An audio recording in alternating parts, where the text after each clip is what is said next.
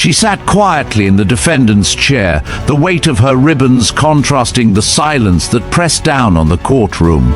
Former SEAL Lieutenant Commander Nadia Rowen faced the tribunal in full dress uniform, rank, ribbons, and everything they wished she'd left behind, carrying the calm of someone who had survived worse than judgment.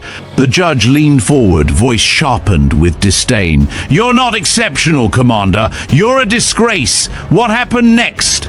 Silenced everyone in the room. She rose, walked to the mic, and whispered two words that made even four-star generals freeze in disbelief. "Let's check in. 1 for first-time viewer, 2 if you've seen a few, 3 if you never miss." If this story challenged what you thought about silence and power, subscribe to Veteran Biker for the military truths they tried to bury. Tomorrow we go even deeper. She sat alone beneath the sterile glow of courtroom lights, her dress blues immaculately pressed, medals gleaming like silent witnesses against the oak-paneled walls. Lieutenant Commander Nadia Rowen wasn't here to defend herself, at least not in the way this tribunal expected. No one in that chamber knew who she truly was, or more precisely, who she had been. The courtroom at Naval Station Tidewater felt colder than regulation temperatures would allow, not from the air system, but from the eyes of men and women in uniform who thought they knew honor. The judge's gaze was the worst, fixed, hollow, disdainful.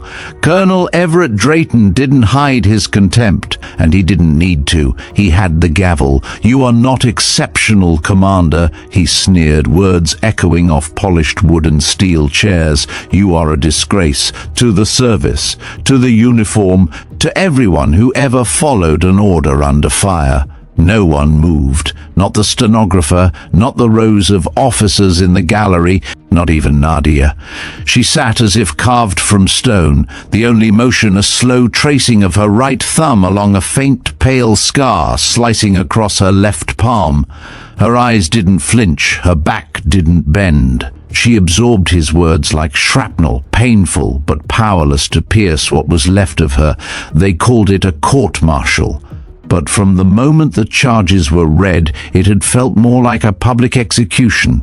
Her refusal to follow a direct order during Operation Blackmist had sparked a storm. That order would have sent her team into a kill zone where classified intel suggested civilians were present. She had called for a stand-down. Her commander had overruled her. She held her ground, and now they held her career in their hands. Across the aisle, Lieutenant Colonel Marcus Hensley, prosecutor and proud political climber, stood with perfect posture and a smirk that belonged in a campaign ad, not a courtroom. He had spent the better part of the past day replaying drone footage, dissecting her comms logs, and questioning her mental fitness. He hadn't come for the truth. He came for blood. Negative command. Cannot comply. Request immediate stand down. He replayed her voice through the speakers again, pausing to let it linger. That, he said, pointing at the waveform on screen, was the moment she decided her personal judgment mattered more than orders, more than the chain of command, more than mission success. Nadia's counsel, Major Leona Voss, had objected a dozen times since the trial began. None was sustained.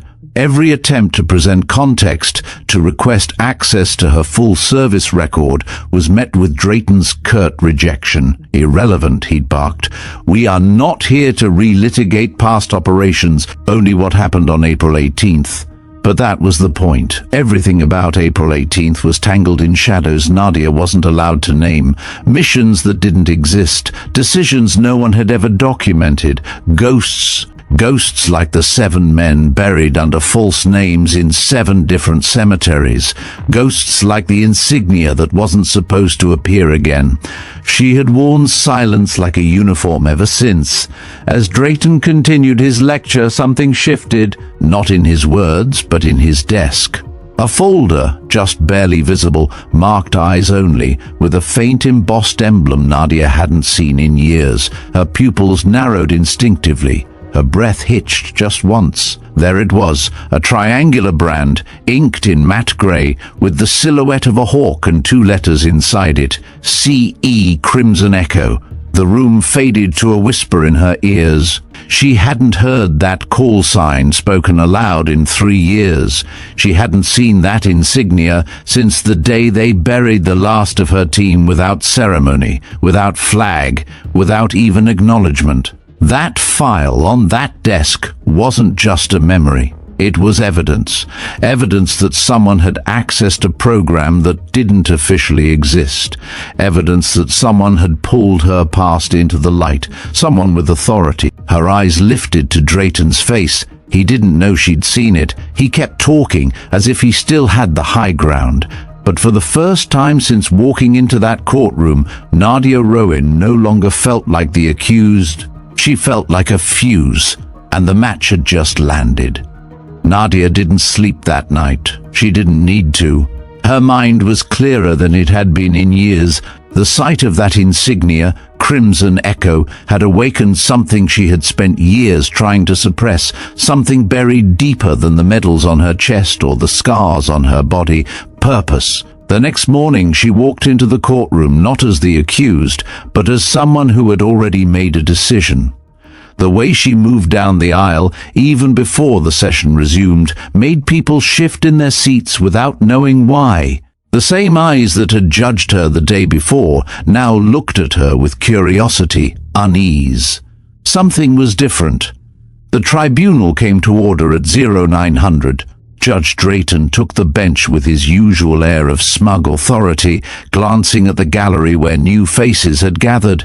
Senior officers, intelligence observers, and civilians in black suits occupied rows previously empty. Someone had made calls. Quiet ones, high up. He cleared his throat. Before we proceed with final statements, military justice allows the defendant an opportunity to address the court. He gave a tight smile. Should she choose to? Major Voss leaned over. "You don't have to say anything," she whispered. "The verdict is already written." "No," Nadia said, standing. "It's not." She stepped forward with a calm that unnerved everyone in the room. Even Drayton, for a half-second, hesitated before gesturing her toward the mic. "Permission to properly identify myself for the record," she said, voice low but unwavering. Drayton raised an eyebrow. "Your name and rank are already in the record, Commander." "Not all of it, sir," Nadia replied, her tone sharpening. "May I approach?" He gave a dismissive wave. Nadia stepped up to the microphone. She took a moment, letting the silence settle like fog. She adjusted her jacket, her spine straightened, her chin lifted, and then she said it. "Crimson Echo." The words dropped into the courtroom like a depth charge. At first, nothing happened. Then everything did. A colonel in the 3rd row dropped his pen.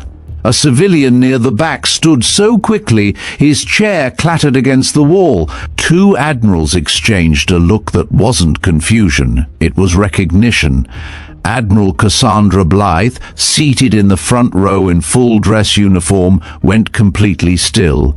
In the prosecution corner, Hensley looked up from his notes. Pale, his lips parted but no sound came out. Drayton blinked. "Excuse me?" Nadia leaned closer. "Crimson Echo, November 2017 through March 2020, Task Force 88. The words exploded in the air. Unconfirmed names.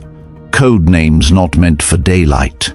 The kind of operations whispered about in black-budget meetings behind triple-locked doors. Phones came out. Officers whispered urgently. Someone called for a secure line. A JAG officer rose from the gallery and left the room in haste, and at the center of it all, Nadia stood unmoving, watching Drayton.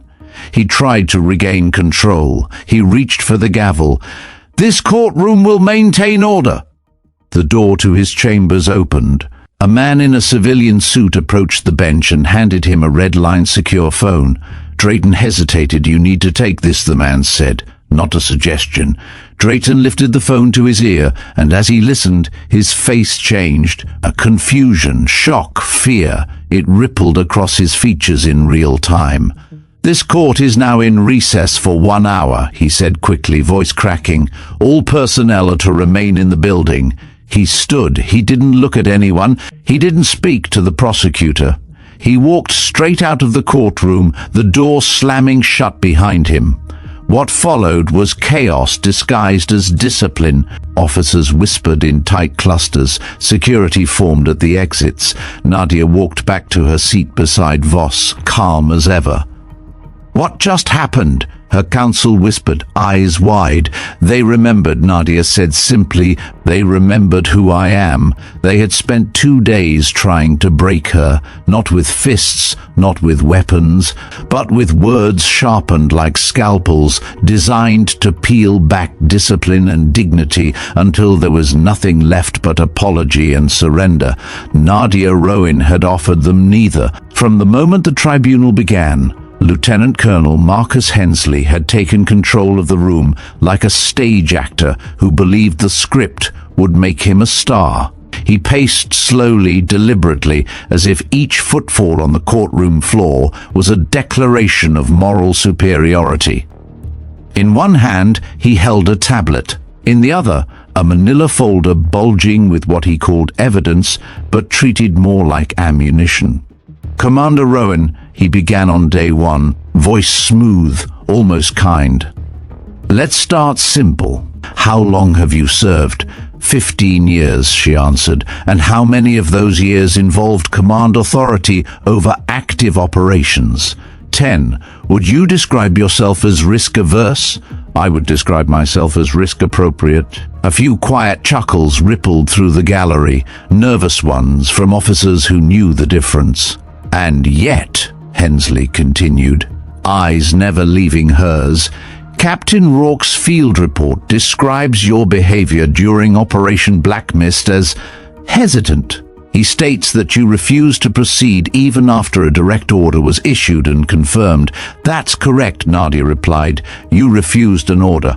I evaluated the evolving conditions and responded with an appropriate course of action."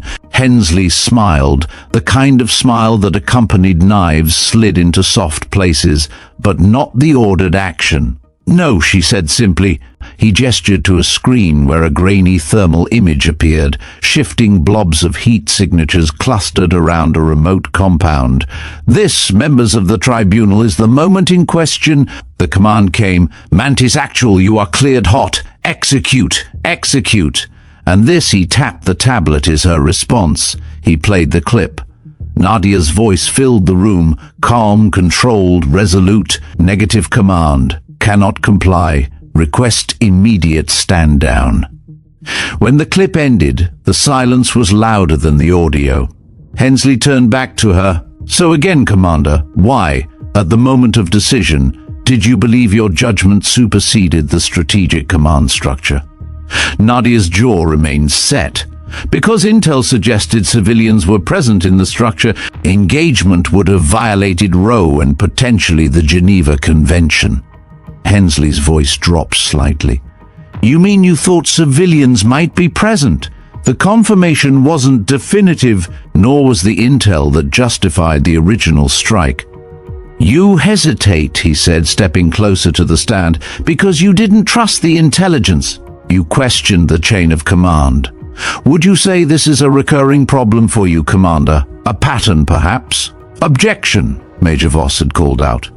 "Argumentative and speculative." "Sustained," the judge had said without conviction, more out of fatigue than fairness. But Hensley wasn't finished. He pulled out a document and placed it gently on the railing of the witness box. "Captain Leland Warren of Naval Medical Command submitted this psychological evaluation of the defendant.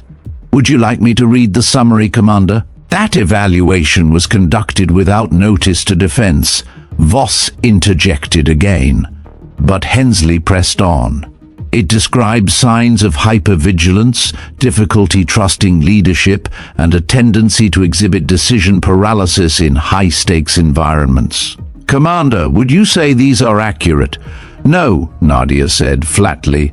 "And yet," he continued, his tone dipping into something performative, "now your own CO described a pattern of independent assessment that bordered on insubordination. Is that fair? I make decisions based on mission integrity, not egos. Hensley let that linger. Then he stepped into the most dangerous territory yet.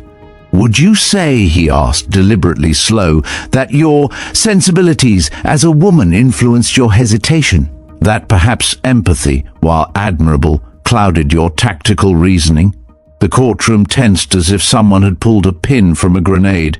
Objection! Voss was on her feet, livid. That question is irrelevant, sexist, and completely out of line. I'll allow it, Judge Drayton had said, to the shock of half the gallery. Nadia didn't blink. My sensibilities, she said calmly, have kept teams alive through 3 wars. My gender has never been relevant to my effectiveness. And it wasn't that night. Hensley took another step. And yet you froze. She met his eyes with something colder than defiance. I didn't freeze. I led. That's the difference. Hensley circled the courtroom like a wolf with too much confidence in the fence. Commander, he said, voice cooler now, eyes narrowed as he stalked toward the bench. You claim you acted on intelligence, but the team leader before you, Captain Rourke, executed his mission without hesitation, as did every adjacent unit. Are you suggesting you saw something the rest of your command structure didn't? I'm suggesting I listened, Nadia replied. Listened to a junior intel officer who had flagged anomalies in the briefing packet, anomalies that didn't make it into the official orders. You mean a guess, Hensley snapped. No, I mean a warning. Moderate confidence, unverified civilian movement in the northeast quadrant. If you'd like, I can pull the comms transcript from Lieutenant Strathmore's submission to CENTCOM. That won't be necessary. Hensley cut her off, tone clipped. This tribunal is already overwhelmed with detail. Nadia leaned forward slightly in her seat. The problem, Colonel, isn't too much detail. It's how much detail you're trying not to look at. Hensley's jaw flexed, but he recovered fast. Let's move to precedent. Have you ever refused an order before? No. Have you ever been reprimanded for insubordination? No. He paused. Then, with calculated precision, he asked, have you ever encountered a situation like Blackmist in your prior operations? There it was. The door, slightly ajar. Nadia took it. Yes, she said. Operation Silverfish, Northern Mali, 2019. My team was deployed under similar intel conditions. I raised red flags. We were overruled. And what was the outcome? Hensley asked, sensing momentum. We lost 7 operators. The courtroom went still. But before she could continue, Judge Drayton's voice cut through the air like a whip. Commander Rowen, that operation is not relevant to these proceedings. With all due respect, Your Honor. The court has ruled, Drayton said sharply. Operation Silverfish is outside the scope of this tribunal. Nadia's fingers curled against the wooden armrest. Move on, Colonel, Drayton commanded. But Hensley wasn't done. He flipped open the psychological evaluation again. If not decision paralysis, he said, with a smirk returning to his lips, how would you categorize your behavior during Blackmist? Nadia didn't even blink. Moral clarity. Hensley lifted his chin. Excuse me? She stood her ground. Moral clarity. When the line between action and atrocity blurs, you don't keep walking. You stop, even if you're the only one who does. So your personal ethics now override the strategic objectives of the Navy? My ethics, she said, are built on every mission I've survived. Every mistake others didn't come back from. There are lines that should not be crossed, regardless of who gives the order. Drayton stared down at her, eyes filled with contempt. This court has seen nothing to suggest you are anything but an outlier. You are not exceptional, Commander. You are, in fact, exceptionally weak, a liability to the brave men and women who serve alongside you. Nadia didn't flinch. Behind her, someone shifted in the gallery. A Pentagon official she hadn't noticed before leaned into a secure phone, eyes fixed on her with sudden, unblinking intensity. And that's when she saw it. On the judge's desk, tucked beneath a file folder, was the symbol, 3 edges, 2 letters, CE, a ghost she had buried 3 years ago. And for the first time since the court-martial began, she felt something crack beneath the weight of it all. Not fear, not despair, clarity. As the judge pounded the gavel to adjourn for the day, she locked eyes with him. Tomorrow, she thought, the court wouldn't be asking the questions. She would. That night, she didn't go home. Nadia Rowen sat in a secured room inside the officer's wing of Tidewater, the lights off, uniforms still on, back straight despite the exhaustion dragging behind her eyes. The courtroom had adjourned hours ago, but in her mind it never stopped. She replayed every word, every inflection, every subtle shift in expression on the faces of the people who thought they knew who she was, and the face of the one man who had always known but pretended he didn't, Colonel Everett Drayton. She thought about the symbol, Crimson Echo. It had been burned out of every system, every record, every operational file. The unit was disavowed after the mission that destroyed them, buried in layers of plausible deniability and compartmentalized oversight. And yet, somehow, that symbol, hers, was on the desk of the man calling her a disgrace. She opened her personal dossier. Not the official one, the real one. The one only a handful of people had ever seen. There were no photos, just code names, call signs, dates and timestamps. Every one of her men had been listed as Kia in separate incidents. One fell during a training exercise. Another was lost at sea. 2 others disappeared in a helicopter crash that officially never lifted off. They'd made sure none of the deaths aligned, nothing that would raise questions. But Nadia remembered every detail. Petty Officer Sam Dorsey bled out in her arms after their fallback point was compromised. He never knew they'd been sent in under false intel. He died thinking he'd failed the mission. Chief Braden Knorr tried to re-establish SATCOMs manually after their drone link was jammed. They found what was left of him near the blast radius. Sergeant Ellis didn't even scream when the ambush hit. Just looked over, eyes steady as if saying, "Told you it smelled wrong," before the hillside exploded.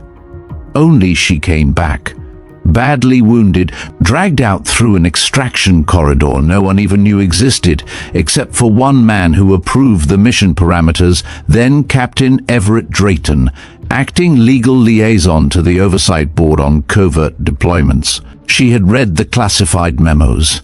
He signed off on Operation Silverfish. He reviewed the flagged intel and pushed it through anyway, and now, 3 years later, he was calling her a disgrace for refusing a similar order built on the same kind of intelligence. She stared at the manila envelope lying on the desk. Inside was the last letter she had written to the Navy, the one she never sent. The letter of resignation after returning from Silverfish, before they pulled her back in and gave her a new identity, a new post, a new silence. She opened it now, reading it aloud under her breath. "I failed them.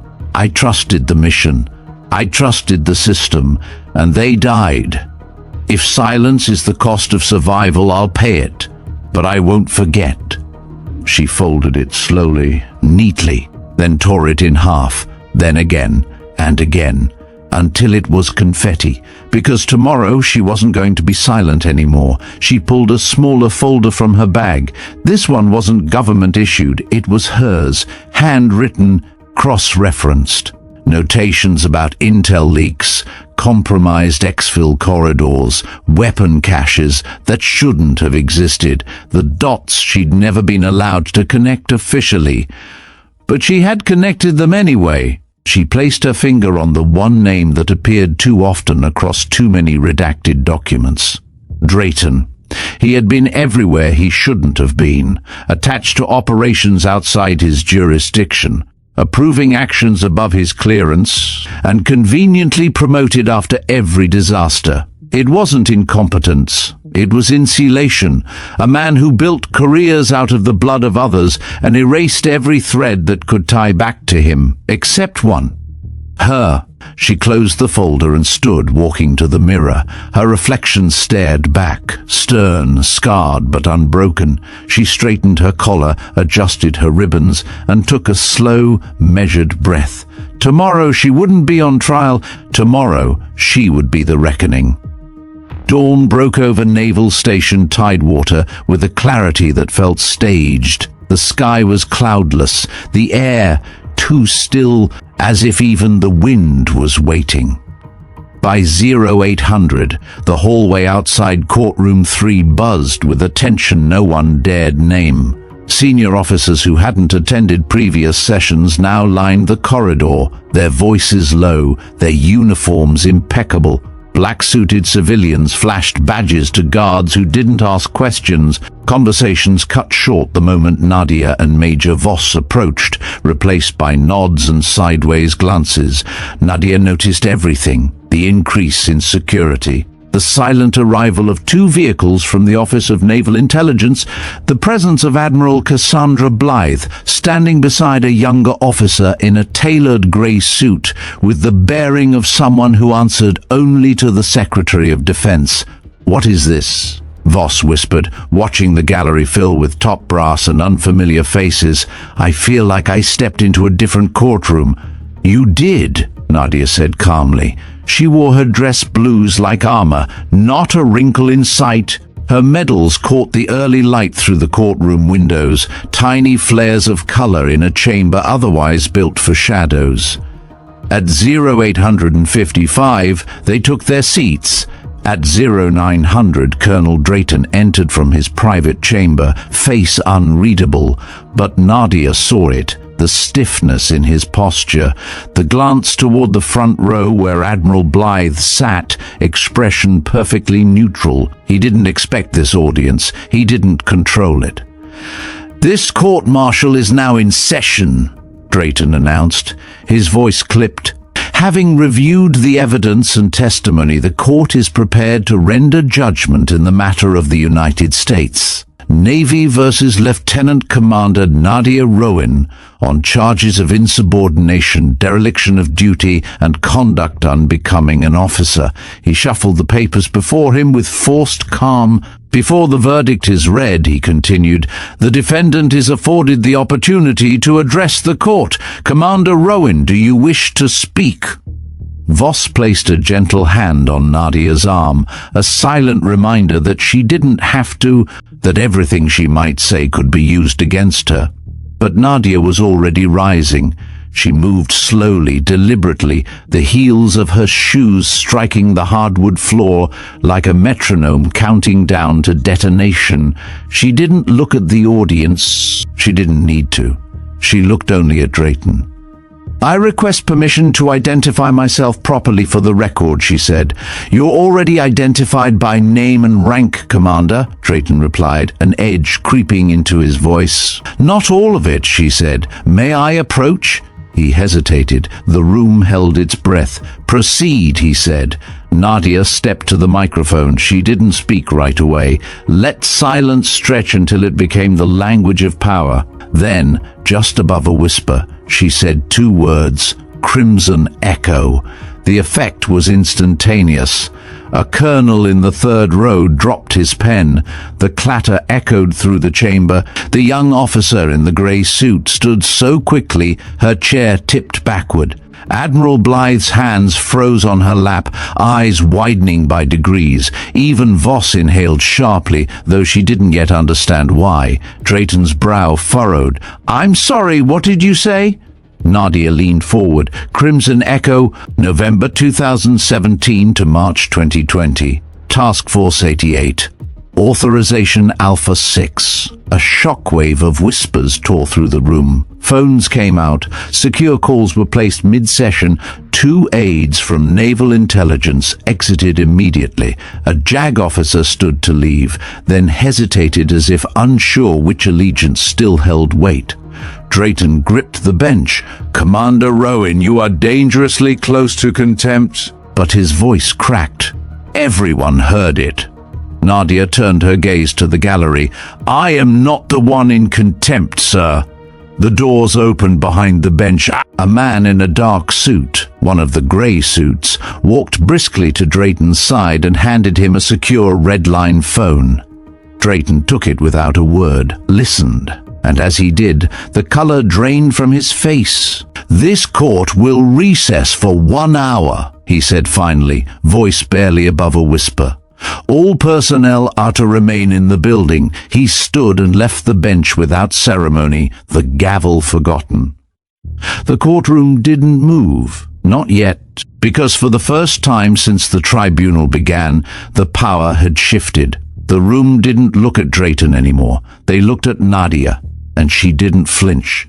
The courtroom didn't resume after 1 hour. It returned with new authority. When the doors opened again, Colonel Drayton was nowhere to be seen. His nameplate had been removed from the bench. In his place stood Admiral Cassandra Blythe, flanked by 2 officers from Naval Intelligence and a civilian legal advisor whose badge was visible for precisely 3 seconds, long enough for anyone paying attention to know she didn't report to the Navy. Admiral Blythe didn't need a gavel. She walked to the center of the room with the kind of command presence that silenced a room without effort. Every uniform in the gallery rose before she even spoke. "This tribunal is now in session," she said, her voice sharp but steady. "Effective immediately, by direct order of the Joint Chiefs, the court-martial of Lieutenant Commander Nadia Rowen is hereby suspended pending formal dissolution." A stunned silence followed. One officer in the second row blinked hard, as if trying to process whether he heard correctly. "Let me be clear," Blythe continued. "This proceeding no longer exists in any official record." She turned toward the gallery. "All attendees not holding top-tier clearance are dismissed." The room stirred but didn't resist. Those who weren't cleared already knew better than to ask questions. They left in silence. Only a few remained. Nadia sat motionless, eyes forward. She didn't speak, didn't smile. But Voss beside her gripped her notes like she'd just been told her client was a ghost, one returning from the dead. Blythe stepped down from the bench and approached the defense table directly. From a leather-bound portfolio, she withdrew something small and metallic. A standard-issue Navy sidearm. Ceremonially, with both hands, she placed it on the table in front of Nadia. "Commander Rowen," Blythe said, her voice lower now, almost personal. "On behalf of the United States Navy, I extend our formal apology." Voss's mouth parted slightly. "Your service record has been amended," Blythe continued, "to reflect the classified actions undertaken during Operation Blackmist as consistent with the highest traditions of naval integrity and judgment." For a moment, there was no sound except the air in the room. Then Blythe turned to the remaining officers and spoke with careful, deliberate control. "For those who remain, it is now acknowledged, though not publicly confirmed, that Commander Rowen served as team lead of Task Force Crimson Echo from 2017 to 2020 under direct Pentagon authority." Someone in the back exhaled hard.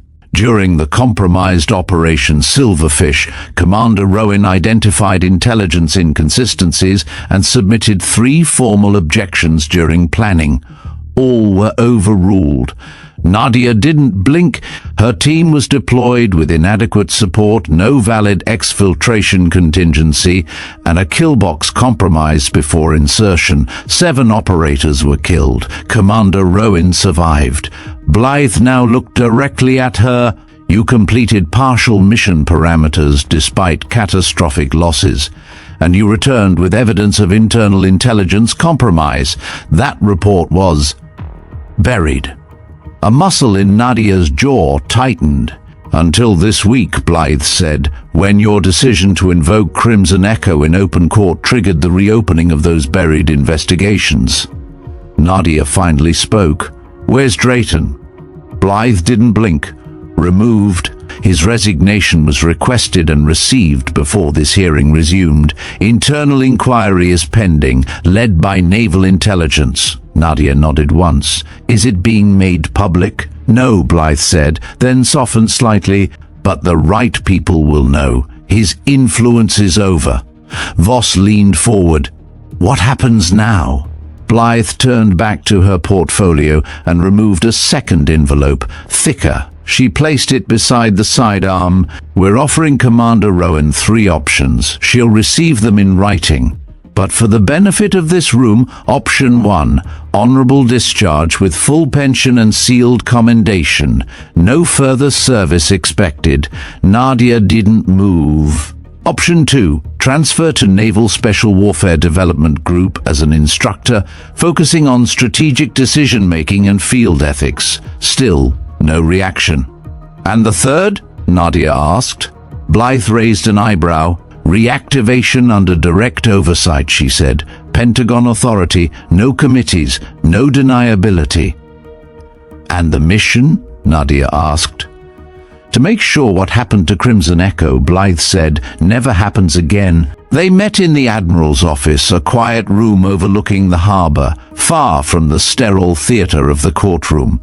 Morning sunlight bled across the water, bouncing off the white hulls of patrol boats cutting through glass-smooth waves, but inside the air felt still, pressurized. Nadia Rowen stood in front of the window, her hands clasped behind her back. She wore civilian clothes now, simple, precise. The change hadn't made her any less military. Her posture said everything. Behind her, Admiral Cassandra Blythe poured 2 cups of black coffee. No sugar, no ceremony. She handed one to Nadia without a word and leaned against the desk. I read your after-action report from Silverfish, Blythe said. The real one. Nadia didn't look at her. Most people never do. Blythe sipped once, then set her cup down. That operation was compromised from the inside. The intel didn't fail us. It was redirected. Deliberately. That's not speculation. We've confirmed it. Nadia turned, her expression unreadable. You're saying someone inside our own chain fed false targets? I'm saying, Blythe said carefully, that someone within a joint intelligence tasking group altered targeting data before the mission went up for final authorization. Your objections were suppressed before they ever reached oversight. And Drayton signed the mission anyway. As legal liaison, he approved it with expedited clearance, claimed everything was in line. But we've now found records of a meeting he attended, off the books, with 2 civilian contractors 3 days before Silverfish launched. Nadia's jaw flexed. Who else was in that meeting? We don't know. Yet, she folded her arms. So you're reactivating me to chase ghosts? No, Blythe said. We're reactivating you because you already caught one. Drayton's name didn't need repeating. We believe the manipulation of Silverfish wasn't isolated, Blythe continued. There are other threads, fragmented patterns in OPS across the last decade, mostly involving units that don't officially exist. We can't track them through conventional channels. But I can, Nadia said quietly. Blythe nodded, which is why I want you leading a team, a small one, vetted, trusted, your rules. There was a long silence. Then Nadia spoke. I'll do it, but under conditions. I'm listening. First, Nadia said, stepping closer, I choose the personnel. No interference, no pre-screened options. I build this team from people who understand what silence costs. Granted. Second, no chain filters. I report directly to you. No intermediaries. No one sanitizing intelligence before it reaches my desk. You'll have a dedicated encrypted link to my office. Unmonitored. And finally, Nadia said, voice firmer now, I want the families of Crimson Echo fully compensated, not the ceremonial package, I mean the truth. Benefits they would have received if the mission had been acknowledged. Education, security, closure. Blythe didn't answer right away. She looked at her desk. then at the woman in front of her. "I can't give them medals, but I can give them everything else." "That's enough," Nadia said. They stood in silence for a moment, the only sound the faint creak of naval cranes outside the window. Then Blythe extended her hand. "Welcome back, Commander." Nadia shook it once, firm and final. "No," she corrected softly, "not Commander." Blythe raised an eyebrow. "What then?" Nadia stepped back toward the window, her voice quiet and sharp as steel. "Call sign will do." The cemetery at Arlington was quiet in the late afternoon, the kind of silence that wasn't absence but reverence. Nadia Rowen walked slowly between the rows of white marble headstones, each one identical in height and spacing, yet infinite in weight. She knew exactly where to go. Her boots followed a path her mind had memorized long ago, every step a ritual.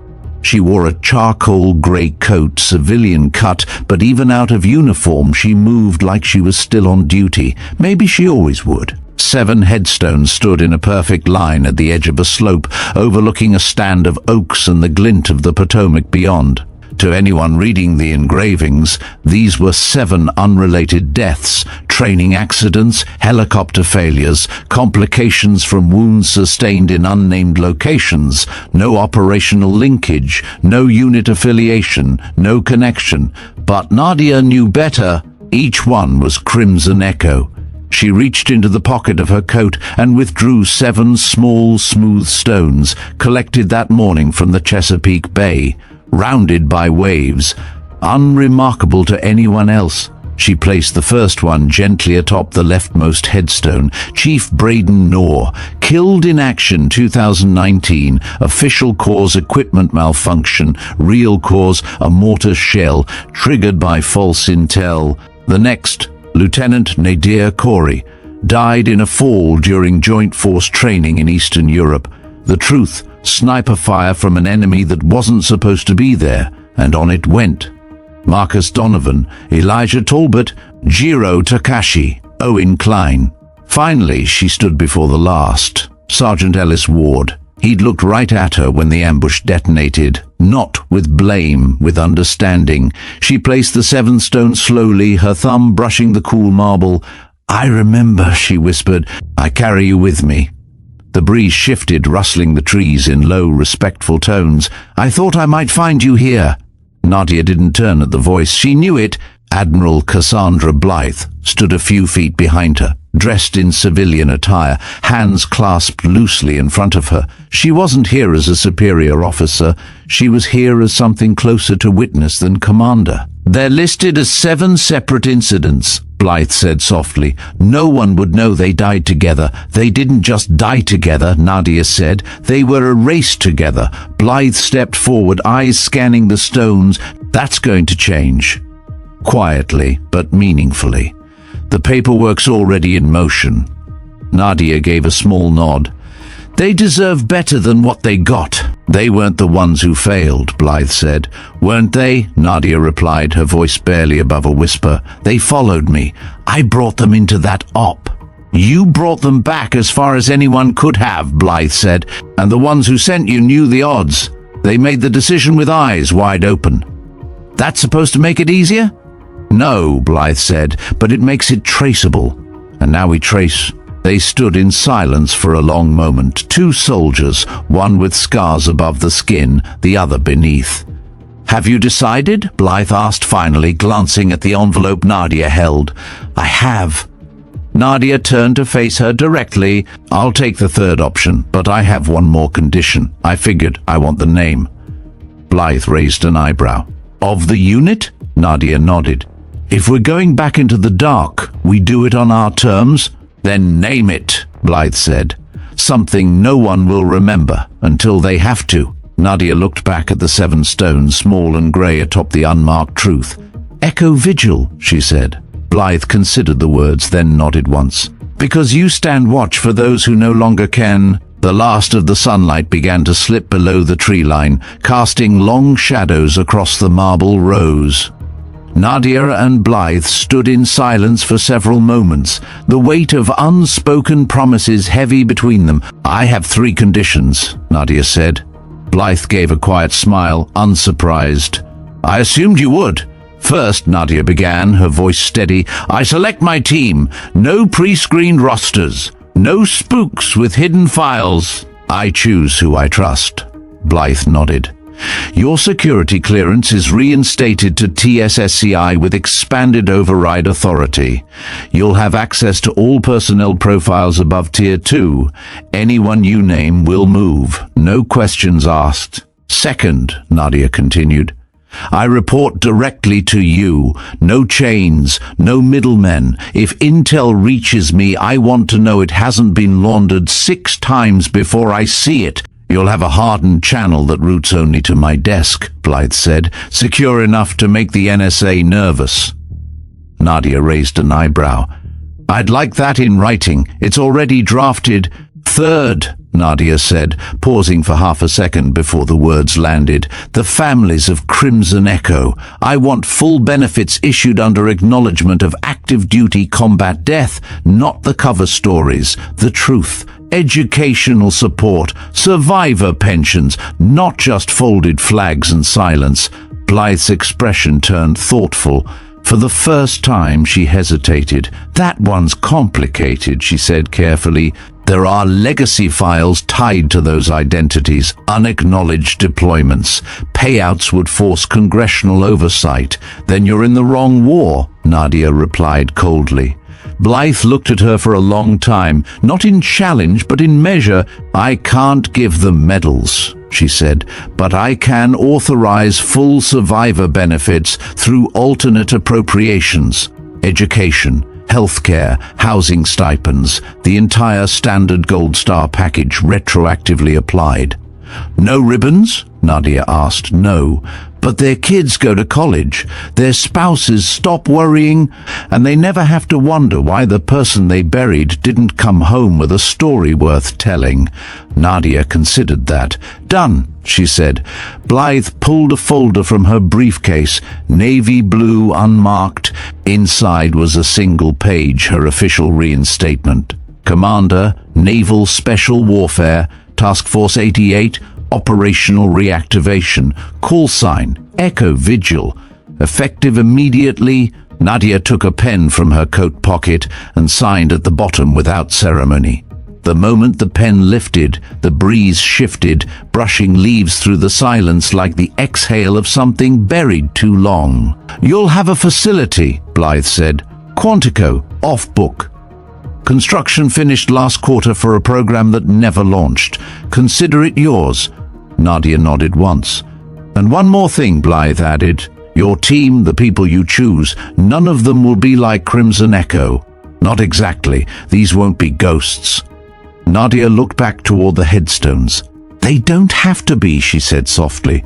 "They just have to understand what it costs to become one." Blythe didn't speak again. She simply extended her hand. Nadia shook it.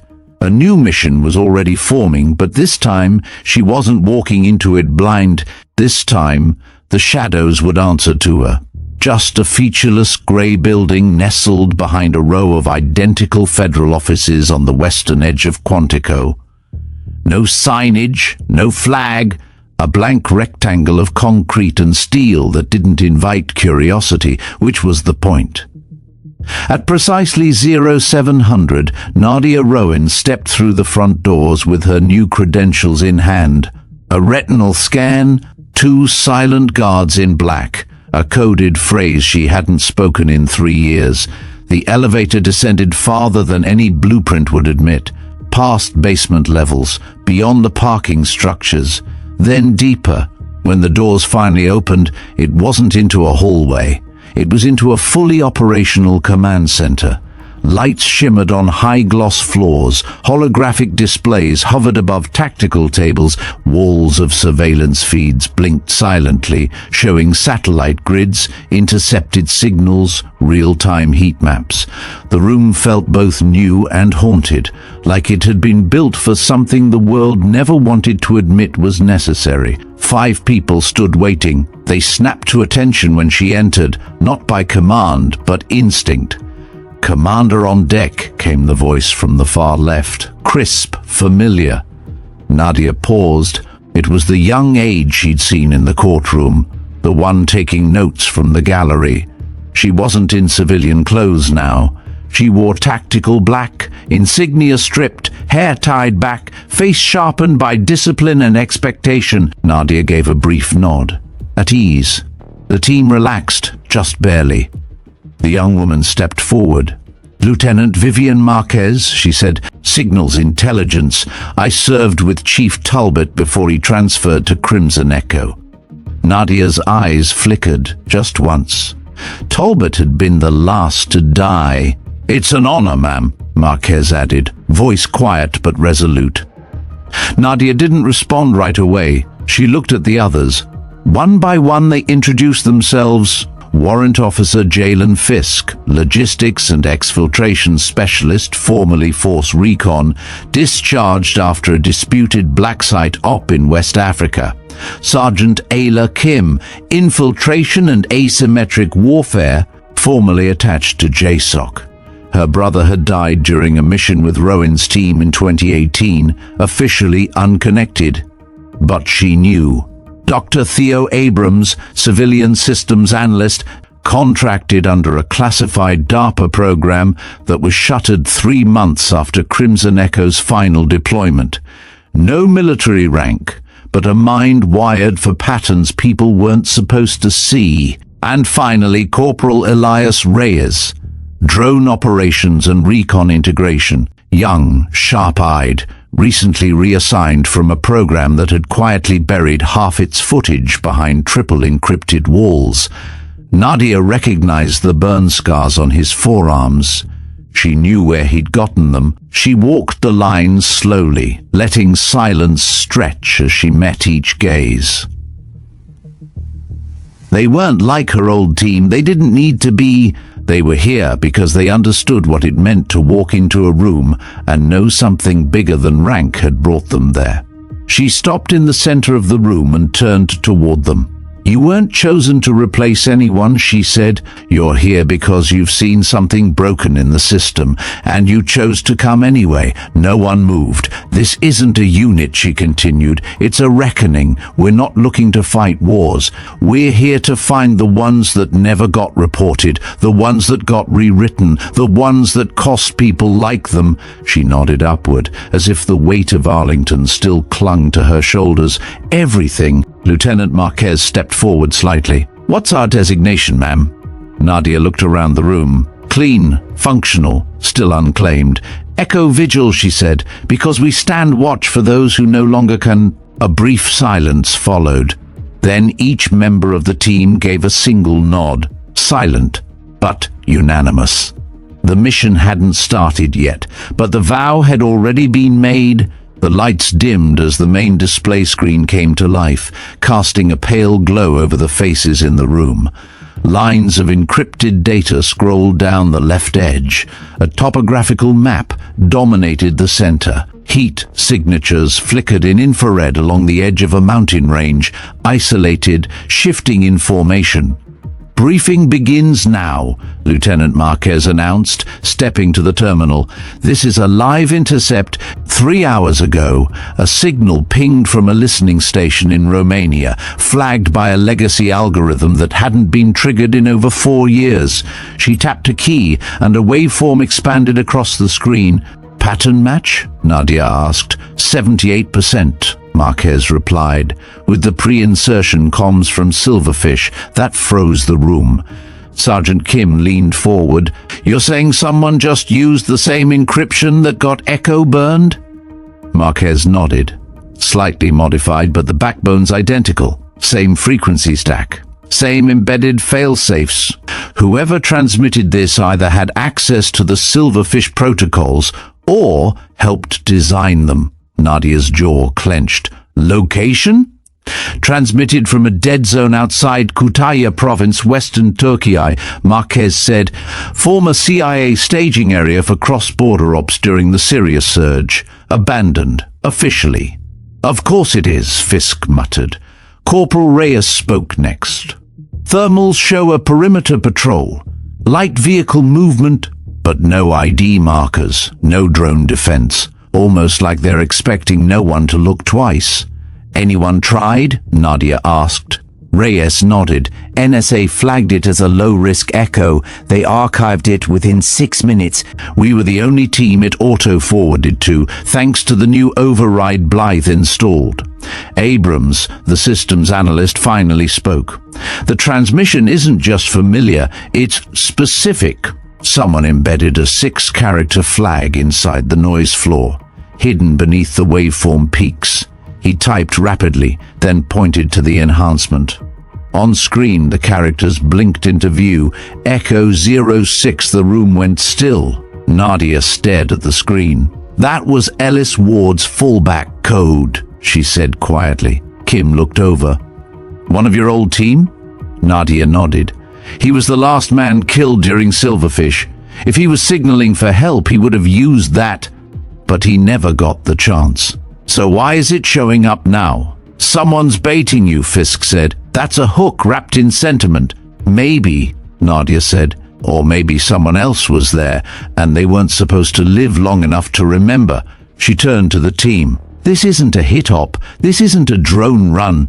We move fast, tight, eyes open. I want recon and signal taps only. No direct engagement. Not yet. She paused. And scrub everything before it leaves this room. No trail, no acknowledgements. As far as anyone outside this facility knows, Echo Vigil doesn't exist. That includes friends in uniform. Understood, Kim said.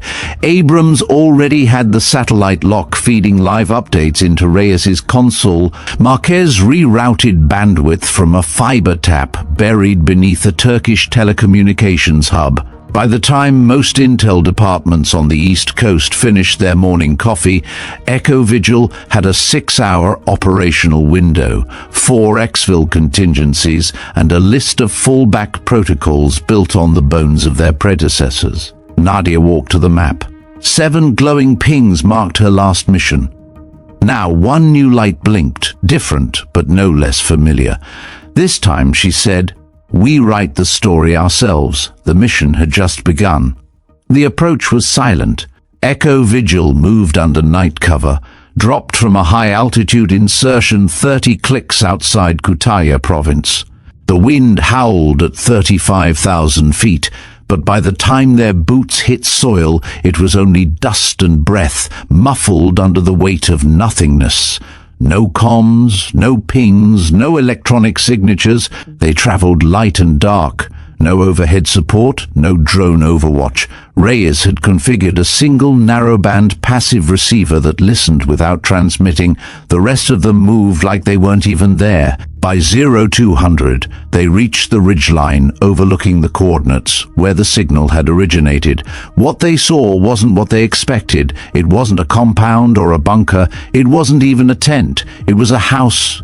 An old 2-story farm structure, rotted at the edges, paint stripped by decades of wind. A single power line fed into the structure from a post 100 yards back. The windows were dark, but inside someone was awake. Thermal confirmed it. 2 heat signatures, Reyes whispered from his scope. Stationary, not pacing. 1 in the upstairs corner, 1 seated at ground level. Cameras? Nadia asked. Marquez tapped her wristpad. Minimal coverage, cheap civilian equipment, low-res IR on the eastern wall, motion sensor over the front door. Nothing that would detect us unless we walk straight up and knock. Nadia scanned the terrain. Exfil? Fisk answered. 35-minute fallback to the extraction point, 1 ridge south. We get hit here. It's a run uphill with no cover. Nadia nodded once. Kim, Reyes, with me. Fisk, Marquez, hold perimeter. Abrams, open the signal files. Start cross-referencing live. Find out if this place is transmitting again. They moved fast, sweeping low across the scrub, approaching from the blind side. At the base of the house, they paused. A dog barked in the distance, then stopped abruptly. Nadia gave the silent signal. They breached at 0243. The door wasn't even locked. Inside, the smell hit first. Dust, mold, and the faintest trace of gun oil. The kind used in weapons that hadn't been cleaned in weeks. Downstairs was empty except for a table, a radio, and a plate of half-eaten food. Nadia moved forward, eyes tracking every corner. Reyes swept right. Clear. Kim nodded toward the stairs, one heat signature still above. Nadia moved. The steps groaned slightly under her boots, not enough to wake anyone, but the second-floor door creaked open like it had been waiting. The man inside wasn't asleep. He was seated in a wooden chair, arms resting on his knees, staring at a faded photograph pinned to the far wall. He looked up as she entered. His eyes widened. "Rowen?"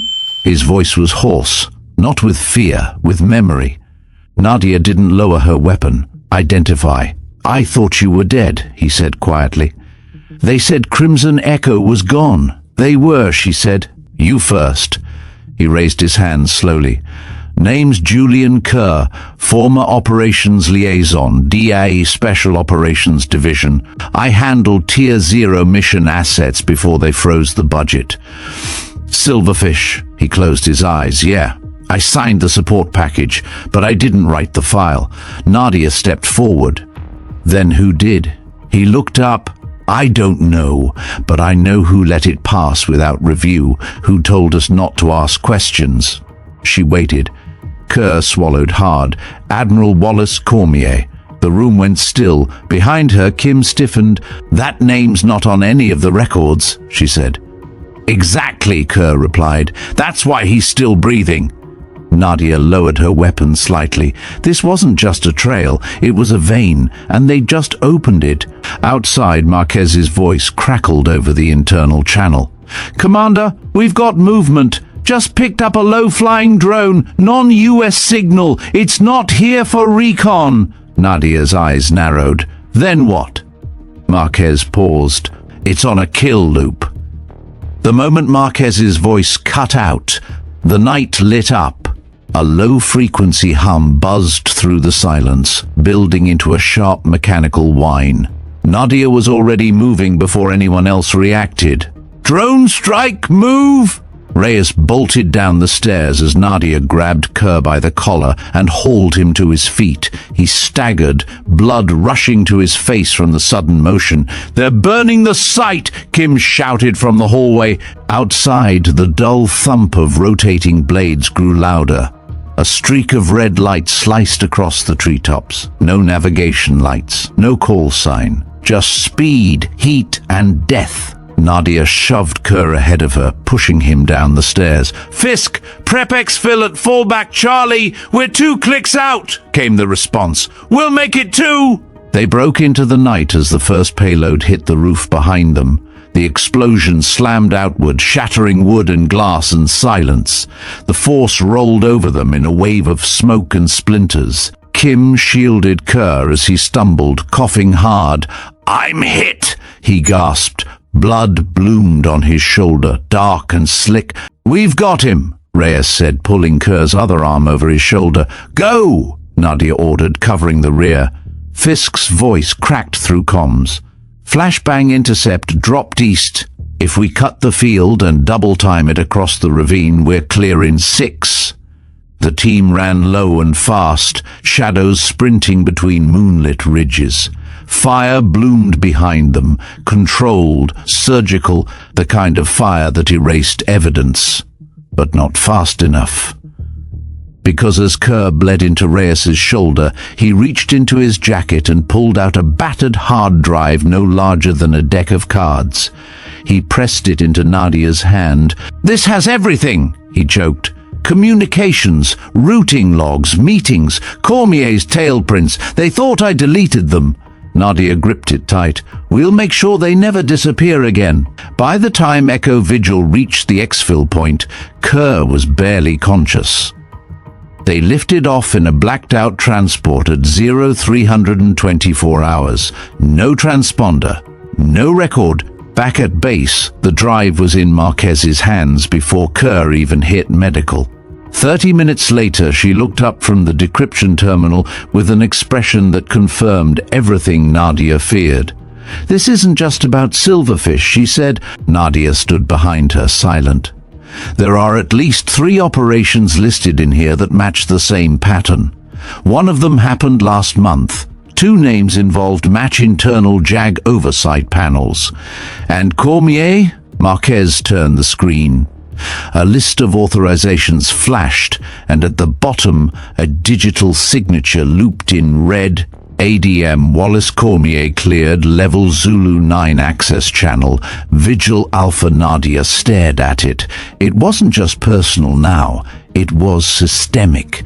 A network buried so deep only ghosts could find it. She turned to the room. "Get me everything we have on Admiral Wallace Cormier. Where he eats, where he sleeps, who he answers to when he's not pretending to answer to anyone."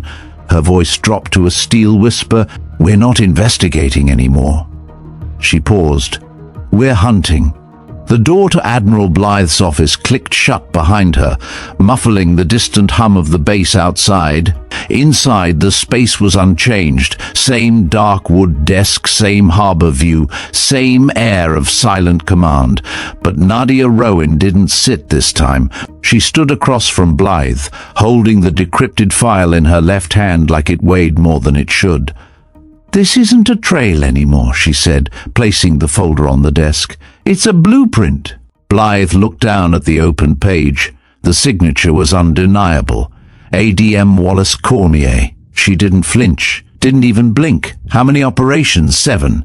3 confirmed, 4 partials, missing routing logs, but same encryption pattern, same chain of authorization, always just far enough off record to avoid oversight, but close enough to use Navy assets. And the timeline? Goes back almost 9 years. Blythe leaned back in her chair, fingers steepled. "He's insulated," she said quietly. "No direct command, no formal deployment, and his last assignment was marked advisory, which means he's got friends writing the pages around him." "He's not just insulated," Nadia said. "He's untouchable." A silence settled between them. "You want permission," Blythe said finally. "No," Nadia replied. "I want clarity. I want to know which corridors I shouldn't walk down, so I can decide whether to walk through them anyway."